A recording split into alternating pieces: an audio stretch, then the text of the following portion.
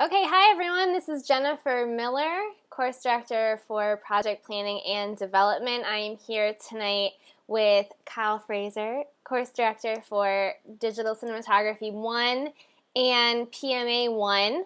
Thank you for being here with us tonight for our thesis project, GoToTraining. Are you excited, Kyle? So basically what we're doing tonight, guys, we have students here from months 12 and 21 and possibly students from anywhere in between those two classes. We are doing an overview of the thesis project for the DCBS program, what it is, what it entails. We're also going to talk about the initial submission requirements that are due. After we go through that, we'll answer any questions that you have concerning the thesis program, and then at the very end we'll answer any questions you have about our specific classes or class assignments this month. Now this session usually runs to about 10:30. We understand that a lot of you guys have very busy lives and you may not be able to stay the whole time. That is no problem. If you need to go, it's completely fine. You can just duck out at any time. We will be sending out the archival video and keynote slides within the next week through email, okay? So you can keep an eye out for those. And because of that, you don't need to take notes. You can just sort of listen along. Now, if you are able to stay the whole time, we always do a little small giveaway. Tonight, we're giving away a Full Sail drawstring bag. Super snazzy. Yeah, it's action-packed. Maybe we'll find some other little things to throw in there as well. We'll see what we can scrounge up at the office. Okay, so we'll see what we can throw in there as well. So if you stay the whole time, then your name is going to be in the hat for our prize drawing at the very end, okay? I do want you guys to do me a favor before we get started. Last thing, I need you to locate your microphone button. If you've never used it before, tonight's the night. Go to the GoTo control panel in the upper left-hand corner. It's a little button. It looks like a microphone. It's green. It's square. Okay, find that. I can tell if you're looking at it right now. And find that, and then right now everybody's muted, okay, so it's not an issue, but what we do is we stop every couple slides, we open up all the mics to see if you guys have any questions, so we can kind of get those questions as we go instead of waiting to the very end. So every few slides I'll open up all the mics. When I do that, if you guys do not manage your own microphones, it can sound like chaos, and we can hear children and pets and televisions and all kind of other crazy things. So when I turn the mics on, if you don't have anything to ask or share, we're going to ask that you turn your microphone off, okay? Is anyone else here with us tonight in the way of instructors, Kyle? Okay, just us. So Kyle's going to help me manage the questions in the chat box, which you are welcome to ask as I go. I'll keep my eye on that and try to grab them. If I don't see them, Kyle will get that for me. And we're going to go ahead and get started, okay? Any questions? Yep. Let me make sure we don't have any questions before we begin. James, we'll have hand raising available when we open it up for questions, which again will be every couple slides, okay? So I'll let you know, and then you guys can ask your questions live if you want to. All right, so let's go ahead and get right to it. We have a lot to go over tonight. Now, we made the official announcement earlier this year that the DCBS final project is now called the DCBS Thesis Project. Same project, different name, but if you're further along in the program, you may have heard it called the final project earlier on. The reason that we changed it is pretty simple. We were having a lot of confusion within individual classes, comparing the class final projects to the program final project. For example, in my class, Project Planning, we have week 4 final project, which is the final pre-production manual. So I was having confusion, as were all of our other instructors, when a student came to me and said, I have a question about the final project, I would have to say, well, wait a minute, do you mean the project planning final project or the DCBS program final project? And we were having to go back and forth, and when it's through email, it just takes longer to get answers to you guys. So to kind of clarify the difference, we wanted to change the name for the final project for the program. So it's now called the DCBS Thesis Project, okay? And that's the correct name to use from here on out. Let's talk about tonight's agenda, what we'll be going over. We're going to be talking about the Thesis Project specs, format options that you can choose from, what a client is or what counts as a client. We're going to talk briefly about the DCBS video content policy, which you guys should already be familiar with. We'll talk about the planned timeline or the initial timeline of what you'll be working on.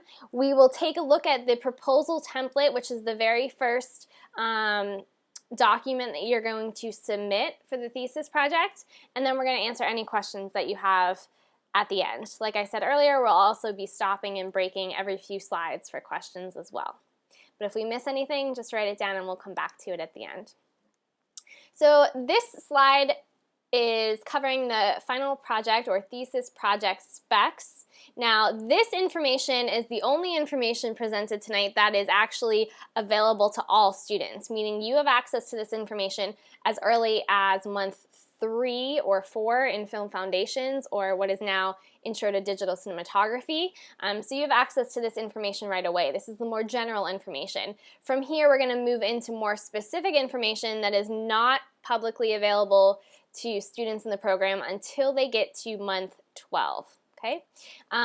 So here's the general info that everybody should know. This project is going to be 4 to 15 minutes in edited length. That is the total edited length of your project. That means if you turn in an edit that is 3 minutes, it will not be accepted. And if you turn in an edit that is 16 minutes, it will not be accepted. It needs to be 4 to 15 minutes. This is a client-based project. That is a main goal for the thesis, is that it is client-based and you are developing a client relationship, which we'll talk about in a little bit. It's in one of the following formats. We're going to be breaking these formats down in just a second, so don't panic. The format options are commercial or PSA, mini doc, corporate or industrial, music promotional, narrative short subject, or instructional informational. For those of you guys in month 21, this change may have been since you've left my class in 12. We used to have the web-based category that has been revised to the instructional informational category, okay? But we didn't have any students working in web-based, so no one was affected by that change.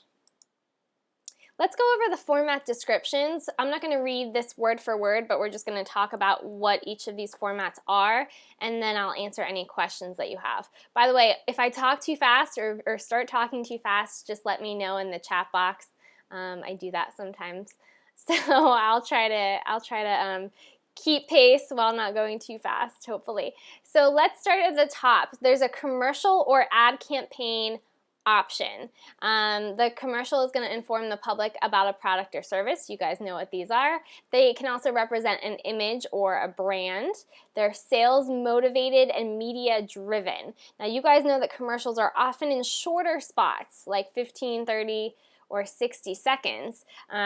So if you think about that, it doesn't really line up with our 4-minute minimum. Well, what you can do if you're working in this format is you can actually make multiple edits as long as they're for the same client, okay? So let's say you're working on a specific product and you can do a different series of kind of an ad campaign. So you can do 4 60-second spots, you can do 8 30-second spots. As long as you add up to those 4 minutes or more, you can turn in multiple different edits, okay? Does that make sense? And again, it's as long as it's for the same client as well. Now, one kind of commercial is a PSA, which is a public service announcement. The purpose of the PSA is to inform the general public or the community. It's in the best interest of the community, and it's to inform and serve a specific purpose. PSAs are often produced for nonprofit organizations. Now, one of the things that I usually tell students who come to me and say, I have absolutely no idea. I don't know where to start. I don't know anyone that comes to mind as a client I could work with. What format should I work in? A lot of times I ask students to look at PSA as an option and to look into a little bit more, especially because of the fact that you'd be working with a nonprofit. It's not only great for your resume, but it's great for your professional portfolio. Also, a lot of these nonprofit organizations don't have the budget to hire a cinematographer or videographer to do projects for them, so they are even more grateful if you offer to do this project for free, which is what we are suggesting that you do. So it's a really great place to start, and you can start at places like your local animal shelter, humane society, anything like that, and kind of go from there and work for your local community. So that's PSA. Let's move on to mini doc. A mini documentary is a short version of a nonfiction film or video. It's going to tell a true life story or true life event, or maybe it's going to follow a real life individual or person and tell their story. The filmmaker is still going to be acting as the storyteller, which means you're still going to have creative control over kind of like the vision and the message that you are producing, okay? So it's not just you're just holding the camera and that's all you do. You're still going to have that control over the project. You still have to do pre-production work for a mini documentary. For a mini doc, you might not, in all cases, have a real-world client, okay? A lot of times you can. We can find one that sort of fits in. Sometimes your client is the person you are doing the documentary on, but other times it just doesn't work. You just don't have a specific client in mind. In that case, the final project, or thesis project should be, advisory board is going to step in. We're going to talk about what that is in a little bit, but basically it's an organization of all the core instructors in the program, okay? So the instructors will kind of act as your quote-unquote client in that case.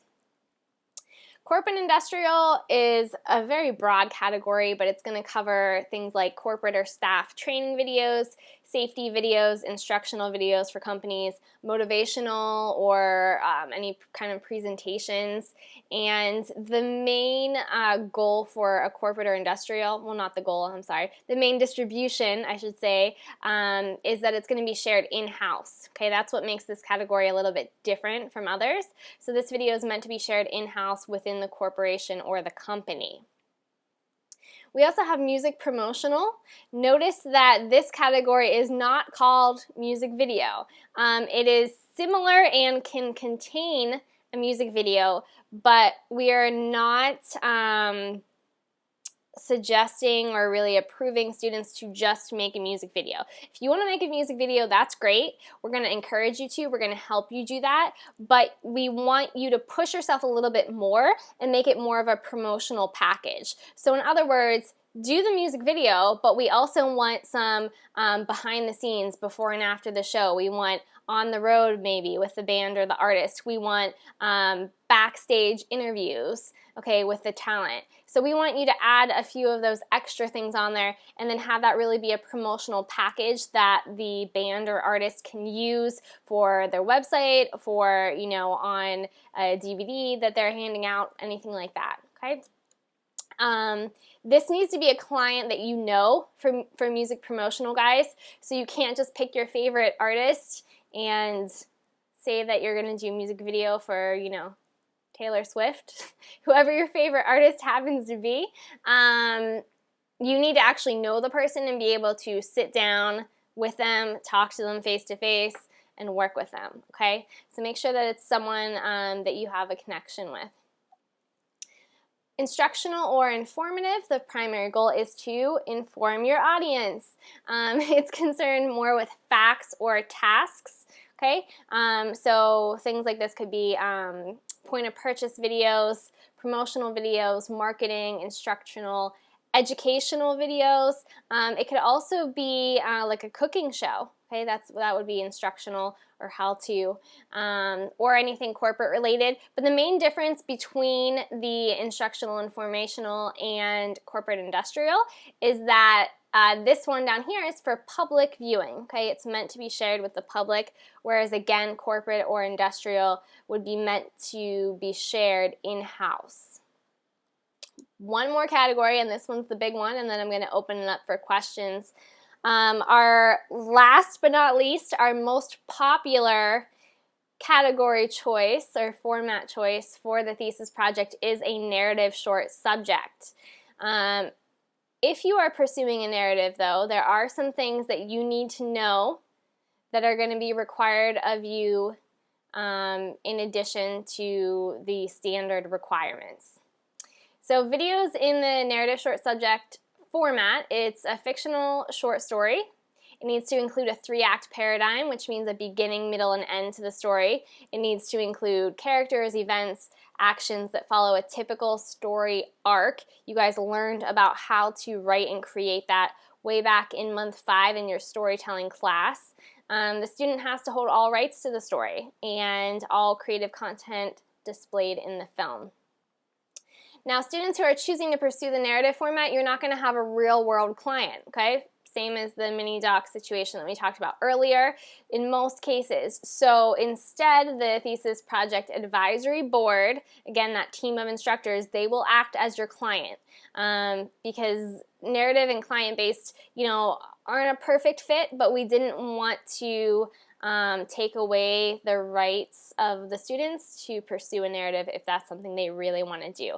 So we're kind of trying to make a workaround so we can still make everyone happy as much as possible. And then you have a faculty mentor that will act as your client liaison, which means the person that you can directly call with questions or contact with questions or concerns.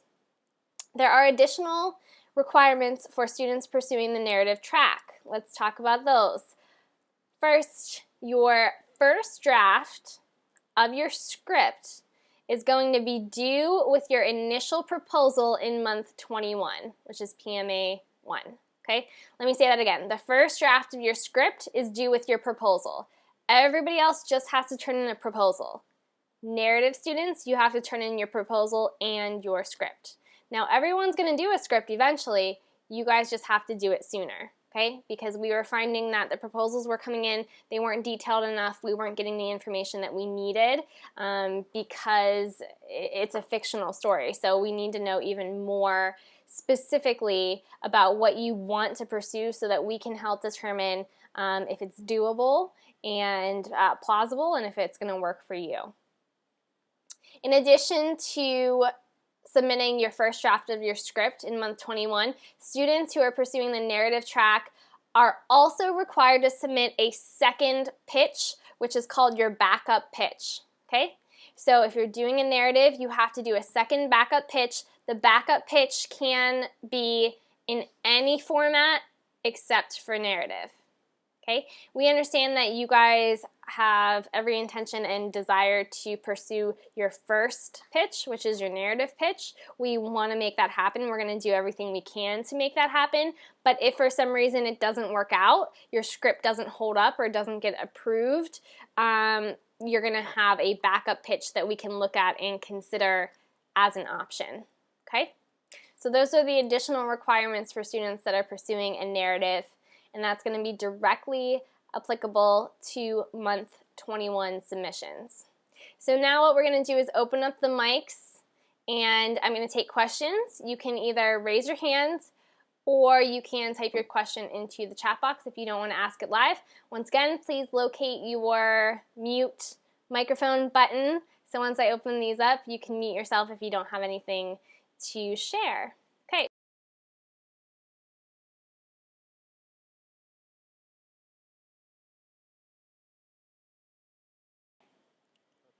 Okay, I'm going to mute the mics then, and we're going to keep on going. Let's talk about finding a client. So a client, what is a client? A client is a party for which a professional service is rendered. Your client can be an individual or a company. and they can be representing a professional product, service, or location. We got a lot of questions from students in the past asking, you know, I have this person in mind or I have that person in mind. Do they count as a client to you guys? Well, that's something that we're going to be reviewing on an individual basis when you submit your proposal, and really be, you know, looking at that time and seeing if this person is considered a professional entity. We've placed the types of businesses on here. If your client is not officially one of these types of businesses, that doesn't mean they're not permitted. If they are a type of business, then it means then you should be good. That makes sense. So the types of businesses: sole proprietor, corporation, partnership, S corp, trust, or nonprofit. So if they're officially categorized as one of these types of businesses, then you should be fine.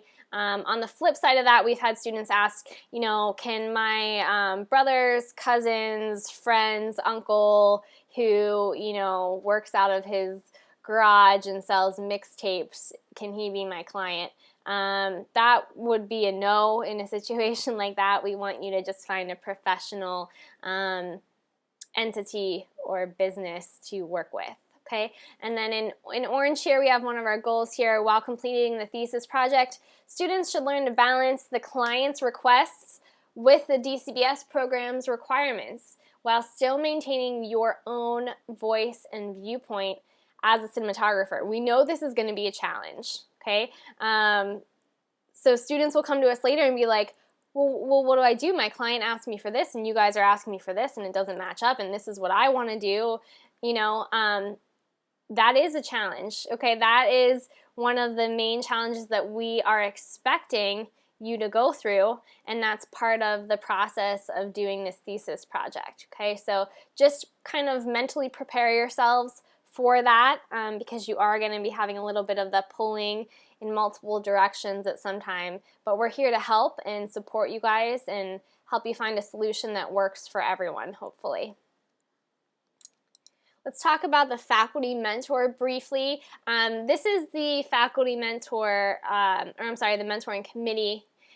This is not the entire faculty mentor organization. Faculty mentors are all of the core instructors in the DCBS program. So I think we have like, I don't know, 25 or something like that now. So it's any core class, those instructors are faculty mentors, and they're assigned in month 21. So if you haven't been assigned it this month yet, you guys, you should be assigned before you leave month 21. They're core instructors. They're going to act as your point person if you have thesis project questions. So just somebody in addition to your current instructors that you can go to if you need help or have questions, or you can come back to me at any time. I don't mind. So this is going to be your point person. They're assigned automatically, so unfortunately you can't pick Kyle or I know that you guys want to, but they're going to be assigned to you, and they're going to be helping you along the way. Let's talk about the video content policy. I'm just going to kind of scan over this, guys. Now, I expect everyone has seen this before, and this is not anything new. We've had the video content policy in place for at least a year, I want to say. It should be in the either the professionalism week 1 readings or references for every single core class that you've had, okay? The DCBS video content policy applies to every single project anywhere in the program, including the thesis project, of course. It also applies to pre-production work as well. So keep that in mind for this month for project planning. So we're going to briefly go over this, and then I'm going to break and ask you guys questions in case you have questions about video content.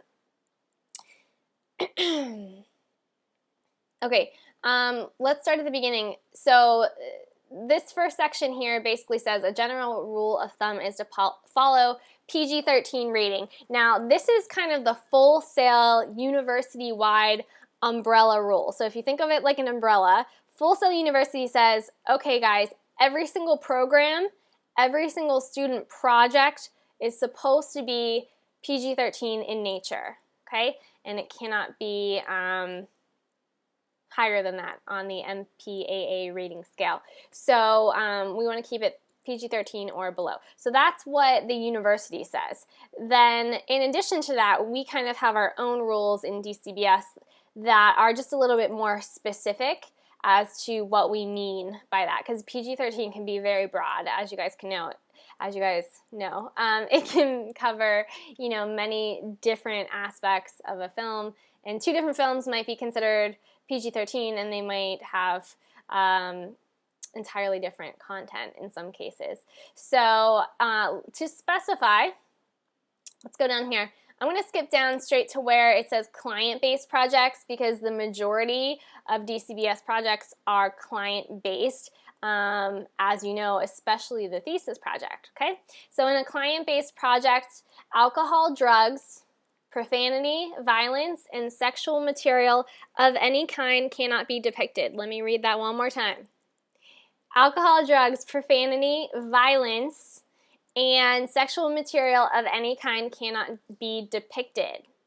Now, such content can be presented to our Policies and Procedures Committee for review if the student has ample justification for its minimal depiction. That means if you have one instance of profanity and you think that that's really vital to the storyline, it's important to your character development, and it's just a necessary part of your film or your project, you can go to the Policies and Procedures Committee. They'll review it, and if they agree with you, they'll make an exception and approve that. Okay, it's definitely been done before, and you shouldn't be afraid to ask. Okay, you can ask us at any time, but in general, we're not allowing these things unless you go and kind of explain why it's needed in your project. Okay, let's talk more specifically about alcohol and drugs. Members of the Full Sail community must not be in possession or under the influence of alcohol or drugs at any time in class or working on class projects. The reason that we cannot show drugs or alcohol being consumed on screen, when you're distributing material depicting alcohol, standards require a commercial audience to be 21 or over. Okay, your audience for your class projects are your classmates. And of course, we cannot verify that our students are over 21. We have many students that are much younger than 21. So for that reason, because your classmates are your audience and your classmates are not over 21, we cannot permit that content to be displayed in your projects. So representation of drugs or alcohol should be avoided, and then any projects depicting drugs or alcohol will be a flat-out no for our new DCBS TV channel, which is where all our film festivals are going to be going through. Let's talk about weapons. This is a question we usually get. Only prop weapons are permitted. Only prop weapons are permitted.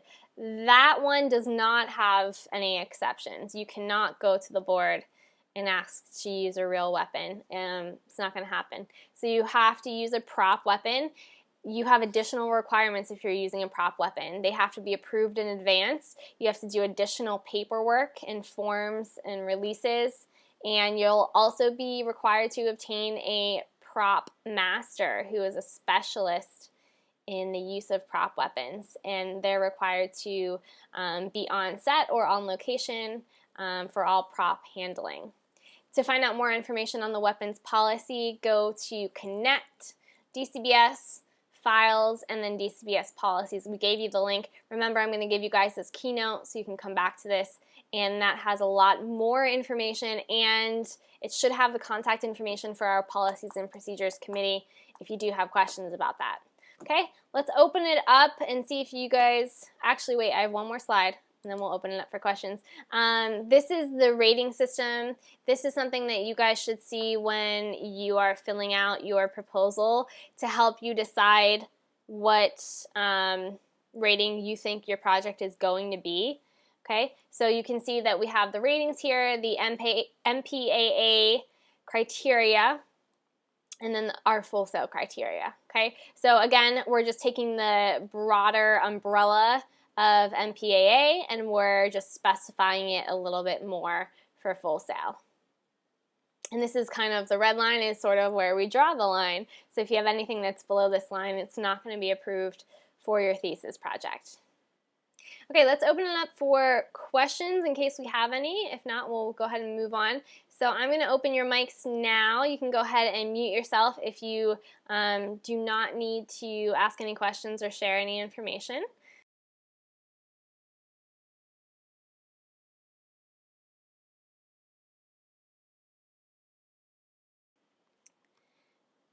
And we'll stop again in a few slides. Let's talk about your initial timeline. This is the timeline that you're going to be working in. We're looking at months 18 to 25. Okay, so if you're in month 12, you have a little bit of a gap. This is the suggested workflow. Okay, so in other words, to keep up and to be prepared and organized, like I know you guys are because you're here with us tonight.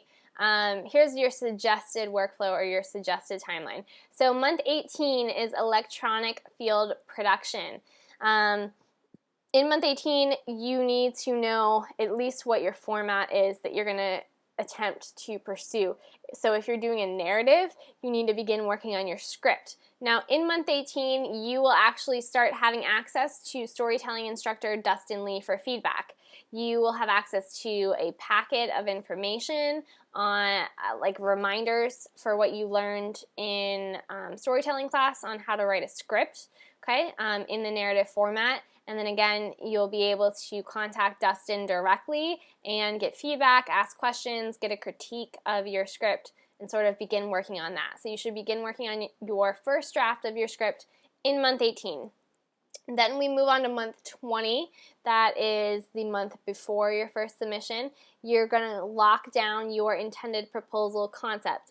Those of you guys in month 21, you may have been a little bit confused last month because initially we were having students turn in their proposals in month 20, and within the last, 3 months or so, 4 months maybe, we decided to push it back to 21, okay, to line up with PMA.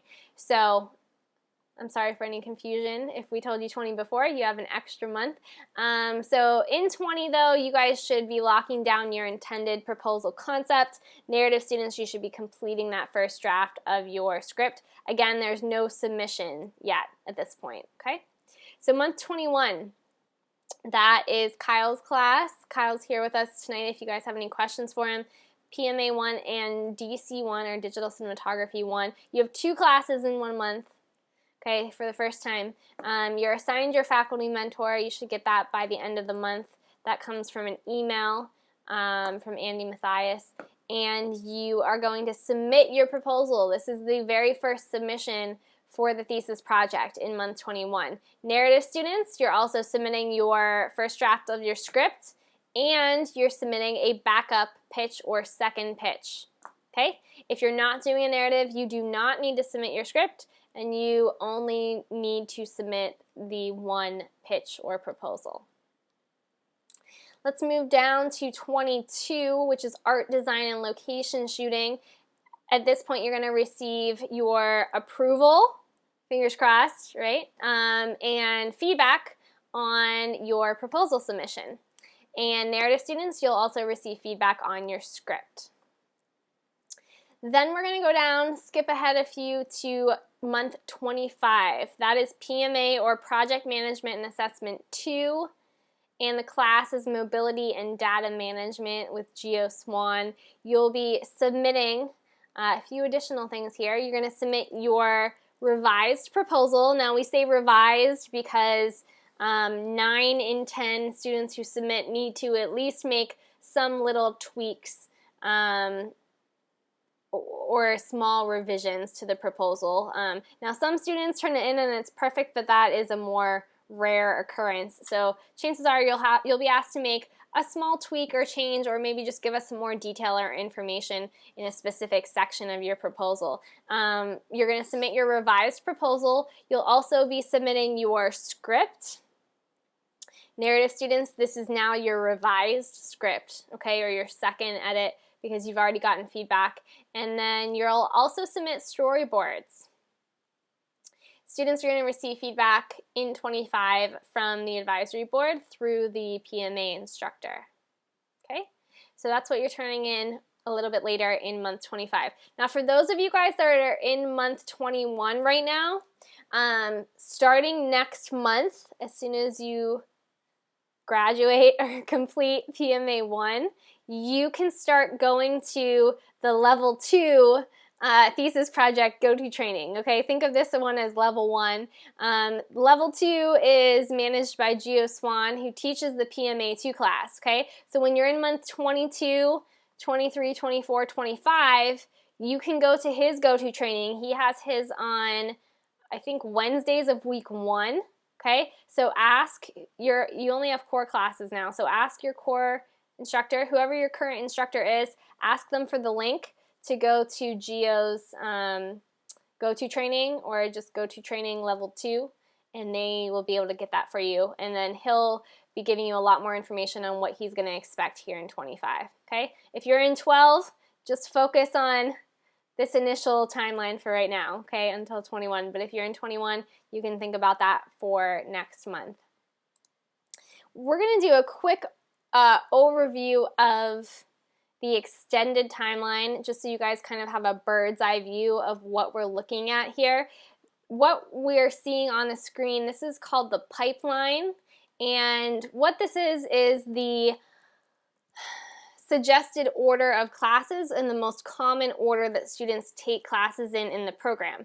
Now this is not going to be the class order for every single student. So in other words, if you have things like transfer credits, any interruptions of training, any retakes, the order of your classes is going to change, okay? But this is in general, the suggested order that students go through in the program. So we are here in my class, you're here in month 12, which is project planning, and you'll see that we have 32 months in the program. Now, if you guys want to find a copy of this pipeline, it's actually in, let me grab my browser. If you go to our website, go to programs, find our program here, and you can actually find an interactive version of the pipeline where you can go in and see what classes have what requirements and what their credit hours are. This thing is going to be slow for me tonight.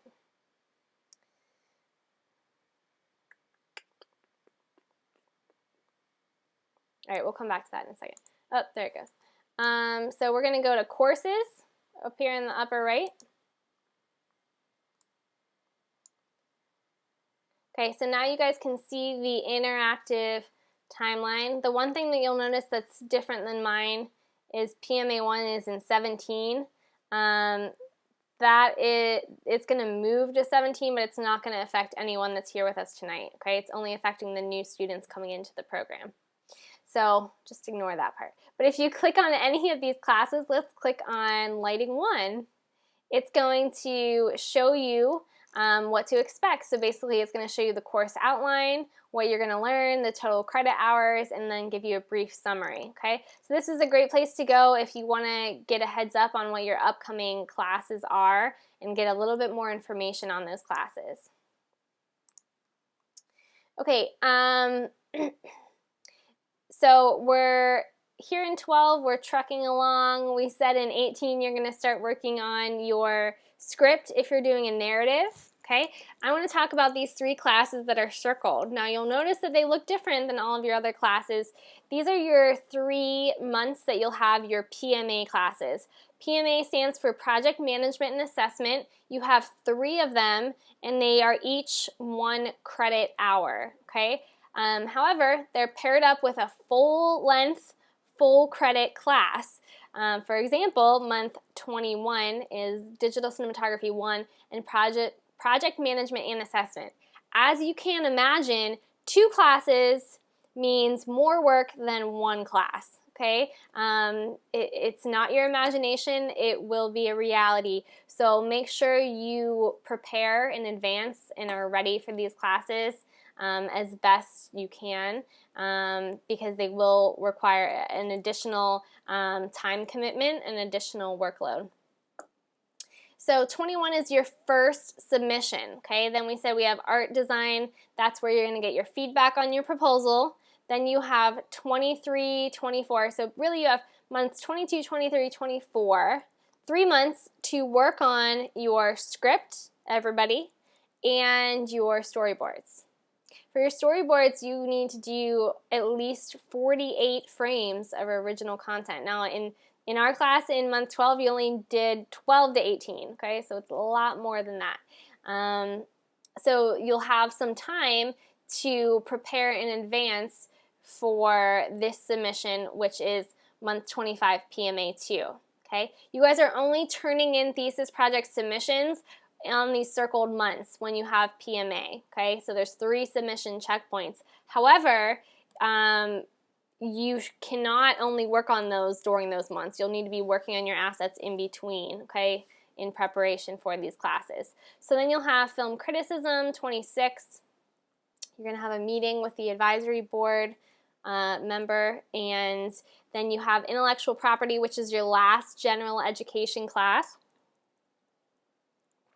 Excuse me. And then you have web design, where you will be building your website using WordPress. Then you have month 29, which is producing, and PMA 3. We'll talk about those requirements in a few slides, what you're going to be turning in there. It is a lot. It's kind of the last checkpoint of when you'll be submitting all of your pre-production, because in month 30, which is called Digital Cinematography Final Project, this is when you are going to be shooting your project, okay? So for the students who did not come to join us tonight, and for those of you who are not watching this archival video, if you look at this timeline, some students may mistakenly think, okay, I see this is called Digital Cinematography Final Project. This is when I'm working on my final project.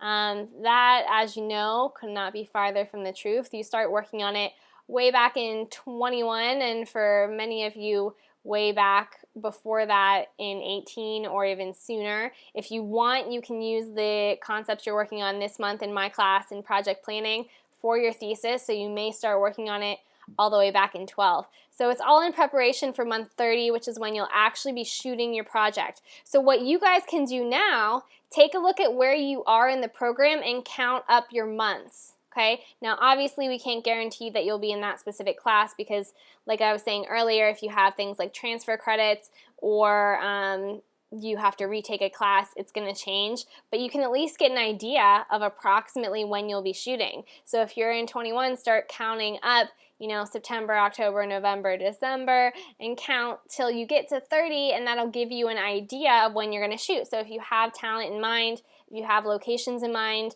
you can start thinking about weather. What time of year is it going to be in your geographic location, how that's going to affect your shoot. All these things are good to start planning ahead now. So that's 30. Then you have 31, which is final project post. You spend the month editing what you shot in month 30. And then you have 32, which is getting together, getting ready for film festivals, getting together your resume, your portfolio, and demo reel. And then you'll be pushing your final edit to your website that you made back in 28. And that is the end, and then graduation, okay? So that's kind of our bird's eye view and overview of what's left from here on out in your program. Okay, so at this point, I am turning it over to Kyle, and Kyle's going to be talking about the proposal worksheet and how you're going to fill that worksheet out. And then after that, we just have a quick recap, and then we are done for the evening. Okay, so I'm going to pass this over to you, Kyle. All right. So we're just going to kind of go through all of this real quick. And this is basically going to walk you through everything you need to turn in a month 21 in PMA for your proposal worksheet. So we'll go through all the different lines, what they mean, what I need from you, and we'll get you guys going. So first part, very simple. Student name, student ID, student email, all of that stuff. You should know all of that. I hope you know all of that. Then we go into pitch one, project type. You're going to tell us what kind of project you're doing, which of the tiers that you chose as your project. So then we come down to client information. So this is going to be the information you get from your client if you're doing your industrial, if you're doing those different categories. If you're doing the narrative or a documentary that doesn't have a client, you will put in your mentor's information there, and full sales information is all the contact stuff. All right, so what's inside? So basic proposal information. Your working title, what do you want to call it? This doesn't need to be what it is in the end. It can be just that a little bit. Okay. It doesn't need to be what it's going to be in the end. It can be just something to get us going so we know what you're going to call it. Your log line is your elevator pitch. It's the 1 to 2, quick sentence, quick little blurb about what your video is about. And that will give us just a little brief overview so we can look at that. The objective is why does this affect you? Why do you want to tell this story? What's the story mean to you? Like, what are you trying to convey? What are you trying to get out there? And you'll go through and just quick little paragraph, tell us why you're doing this project, what you want to accomplish. Next, it goes back to rating, which we talked about earlier. So tell us if it's G, PG, or PG-13, and then tell us why you gave it that. So tell us, go into a little brief description about why you wanted to give it that rating, why you think it deserves that rating. And we look at all of these when we go through the approval process. So it's important that you fill all these out to the best of your ability. If you have questions when you're in my class actually filling this out, an email, a phone call, AIM, whatever, we'll walk you through it. We'll get you where you need to be. Your treatment is the expanded version of your log line. So now we're going to go in deep into the story. You're going to walk us through beginning, middle, end. Tell us how you're going to show it. If you're doing a documentary about bees, say I'm going to go out to the field, I'm going to be shooting bees and things of that nature. So you're actually going to delve into the story a lot more than you did in our log line, and you're going to give us a very good description of what you're trying to show us. Next is the YouTube Vimeo link. So what we need here is we need basically the best way I can describe it is a Kickstarter video. We want you to pitch us your idea. Think of this as something you're going to show to a client. If you were going to go to a client and try and get them to give you money or give you the okay to do this project with them, this is what you would use. So, a nice title opening. You're going to have to shoot it with your FS100. You're going to have to properly light it. Any extra footage that you may have already shot, or, if you're talking about doing a documentary on the redwoods, show some footage of redwoods. Cut it together and make it something that you would be happy to show a client. And what I tell most of my students, or to all of my students, is that anything that you shoot from the time you start this program to the time you end, make sure it's good enough quality to put on your demo reel. Make it something that you can show people to be proud of. So use your FS100, use your lights, build it up and make it as good as you possibly can.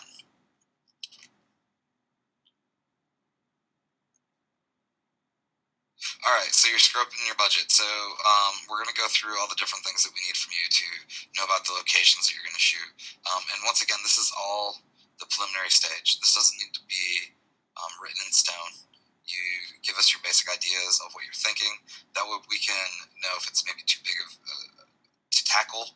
We might have ideas of different ways you can try and do it. Things of that nature. How many talent are you going to need? Your main actors, your extras. If you're shooting a concert scene for your narrative short and you need people to be watching the concert, we need to know how many people you plan on having there. Things of that nature. Your critical props.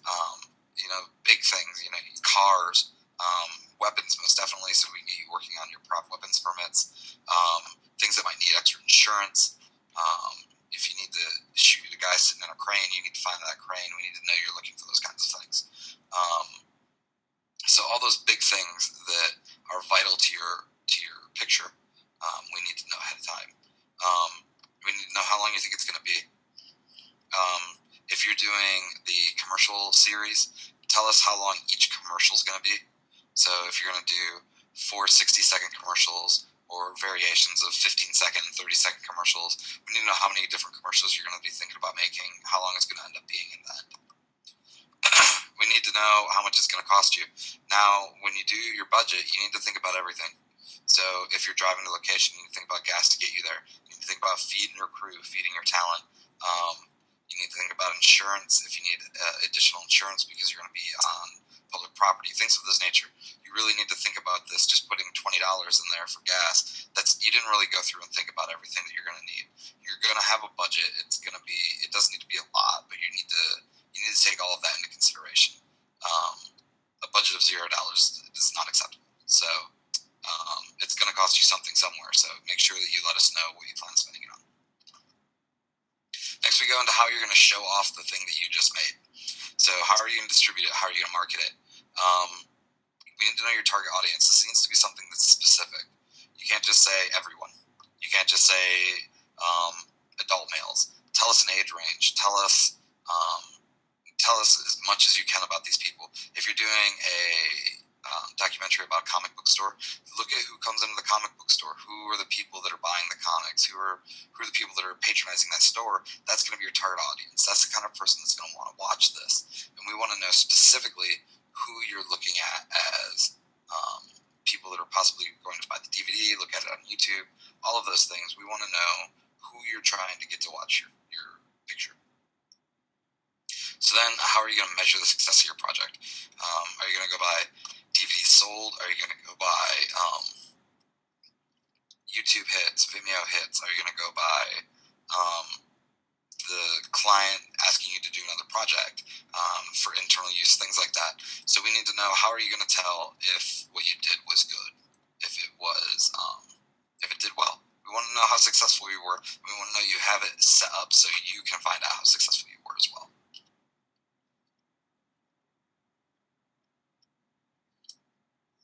So then we need to know how you're going to distribute it. We need 2 different sources for distribution.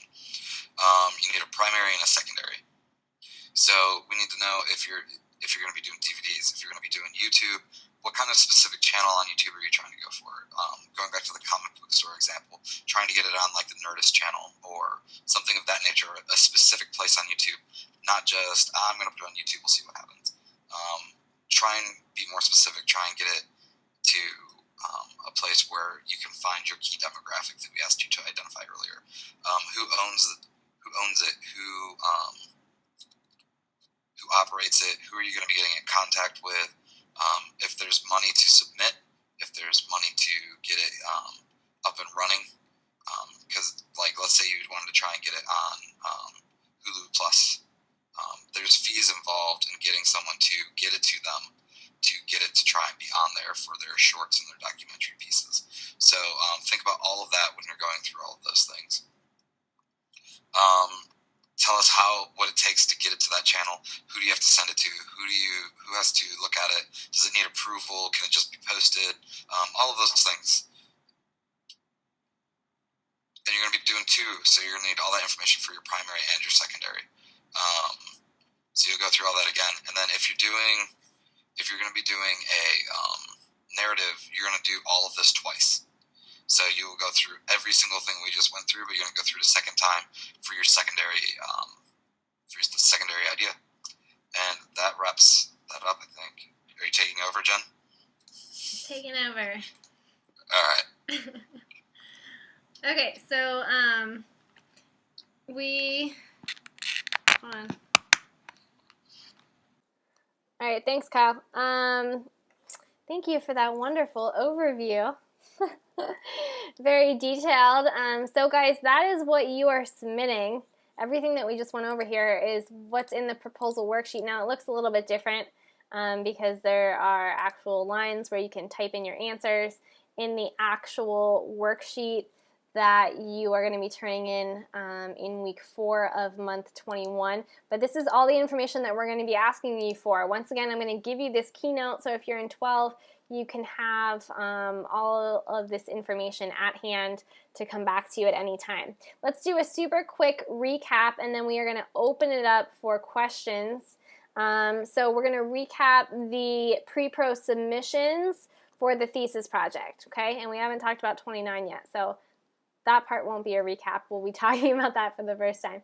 So let's look at month 21, PMA 1. Okay, like we just said, you're going to be asked to submit your thesis project proposal. It should be exported as a PDF document. And narrative students, you'll also be submitting the first draft of your script, also as a PDF, I believe, and your backup pitch or your secondary pitch.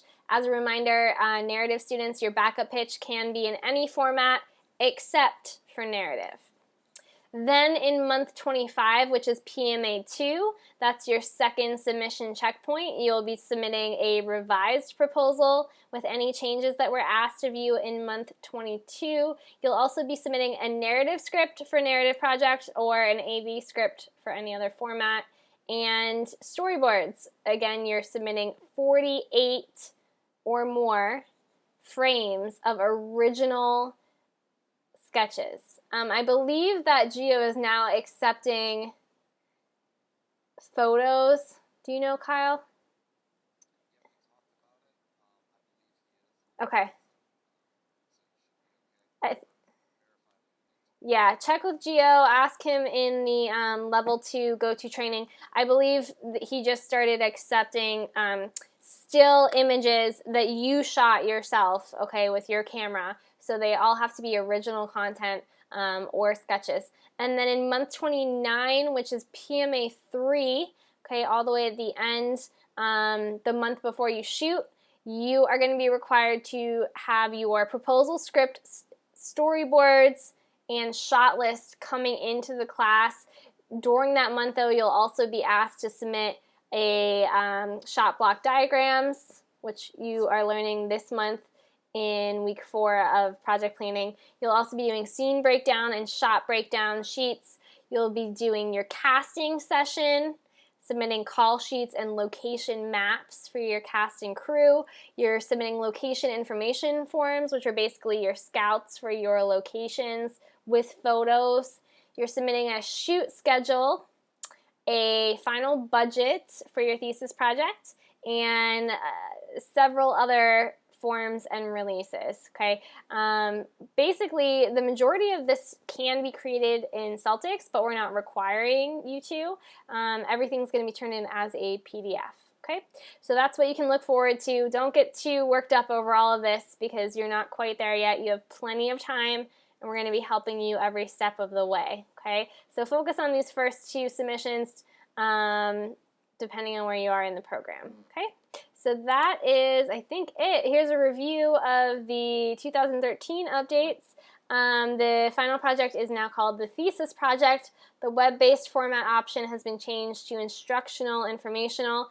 Students are only submitting work in 3 checkpoint submissions, which line up with the PMA classes. And then we've added, in case you didn't notice, some new market research components to the proposal that may be new for you, okay? So those are all our changes. What we're going to do now is first we're going to open it up to any questions about anything that we went over concerning the thesis project first. Once we get those out of the way, then Kyle and I will be available for any class questions about this week's assignments, okay? So I'm going to go ahead and turn your mics back on.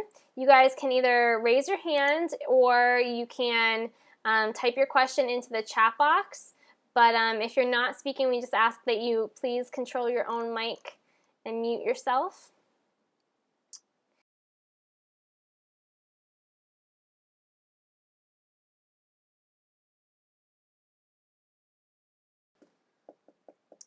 All right, well, let me do a last check through. I don't see any more questions. We will email out the entire keynote presentation with all the slides, and we'll be emailing you out the archival video link within the next week So check your email for that. It'll come from Kyle or I, depending on whose class you're in. I am going to stay on longer, and I'm sure Kyle will stay on a few minutes longer. So if you have specific class questions, we can answer those for you, but we want to let anybody who's only here for thesis get going. We don't want to hold you up any longer. So if we've answered everything and all your questions for right now, you are free to go. If you think of anything, don't hesitate to ask us or let us know, and we'll be more than happy to help you out. If you have specific questions about project planning class assignments or digital cinematography or PMA1 class assignments, we are going to stay on for a little bit longer to answer those questions for you guys. So thanks for coming. If you're ducking out, and have a great night. Okay, James, I see your hand up. Let me just close out our archival real quick.